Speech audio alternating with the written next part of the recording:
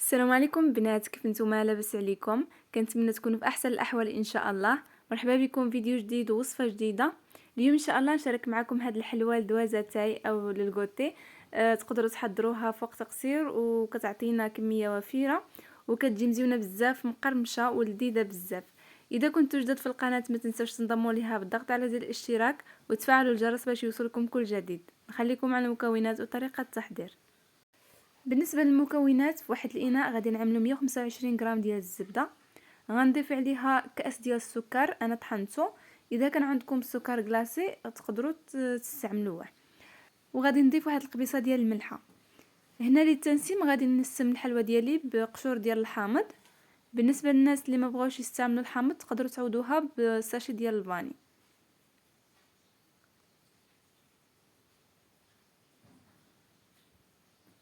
صافي على هذا الشكل هذا. هنا غادي نحاول انني نخلط هاد المكونات مزيان مع بعضياتهم حتى كتطلق لي الزبده. من الاحسن انكم تستعملوا السكر كلاصي باش دغيا كيذوب والزبده كتطلق لكم دغيا. صافي من بعد ما كتولي على هذا الشكل هذا غادي نضيف نصف كاس ديال الزيت. وغادي نضيف ايضا جوج ديال البيضات، واحد البيضه عملتها كامله، وحده خديت الصفر ديالها حتى فتبي حتى للاخر باش نزين به الحلوى. صافي غادي نحاول انني نخلط هاد المكونات مزيان مع بعضياتهم حتى كينسجموا. في الاول الزبده غادي تعطينا واحد التكتلات على هذا الشكل هذا. حاولوا انكم تخدموها مزيان حتى كترجع لكم على هذا الشكل كريمي. صافي هنايا غادي نضيف جوج المعالق كبارين ديال الكوكو او جوز الهند وغادي نخلطو. وغادي نبدا نضيف الدقيق. غنضيف 3 ديال الكؤوس في الاول على هذا الشكل. وغادي نبدا نجمع العجينه ديالي.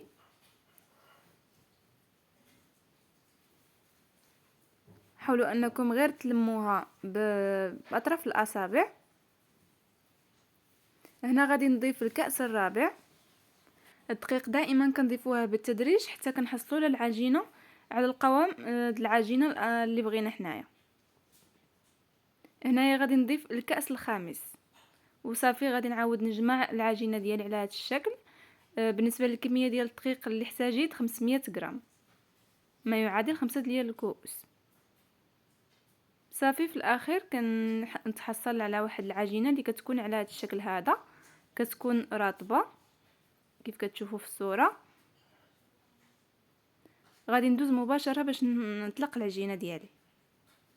هنا خديت جوج ديال القطع ديال ورق الزبده. عملت النصف ديال العجينه في الوسط ديالهم.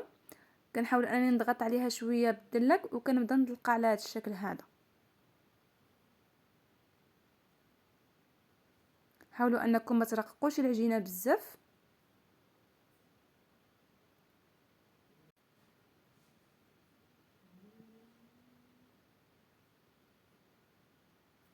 صافي هنايا من بعد ما كنطلقها هذا هو السمك ديالها. هنايا جبت هاد الطوابع هادوما، اذا كان عندكم بحال هادوما تستعملوا الثالث، القياس الثالث.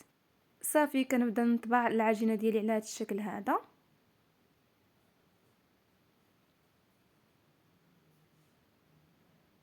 وبطبيعه الحال اذا بغيتوا تخدموا بشي طابع اخر كيبقى لكم الاختيار. صافي هنايا من بعد ما كنطبع الحلوى ديالي كامله غادي نحاول انني نحيد لها الوسط ديالها. كيف كتلاحظوا تقدروا تحيدوه باي عدس عندكم في المطبخ. غادي نحاول انني نحيد لهم كاملين الوسط.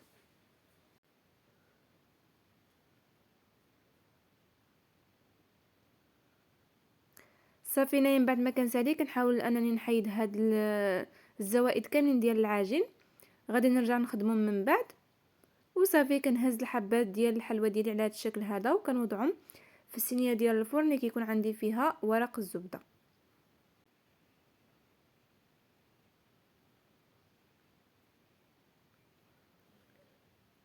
بالنسبه لديك الزوائد رجعت طلقتهم كيف ما طلقت العجينه الاولى وطبعتهم وكنعدلهم في الصينيه مع اخرين بنفس الشكل. كنستمر على هذا الشكل هذا حتى كنهي العجينه ديالي كامله.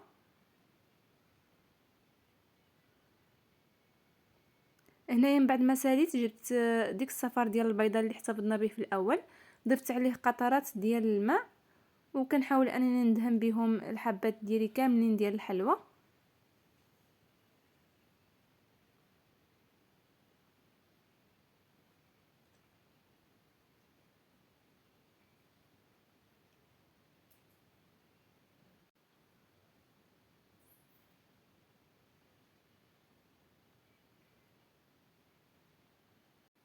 صافي هنايا من بعد ما كنسالي باش نزين الحلوى ديالي جبت شويه ديال الزنجلان، من الاحسن يكون ما محمرش. وصافي كنزين به الحبات ديالي على هذا الشكل هذا. بالنسبه لطريقه الطهي ديالها كندخلوها للفران حتى كتحمرنا من تحت، عاد كنهبطوها لتحت باش كتحمر من الفوق.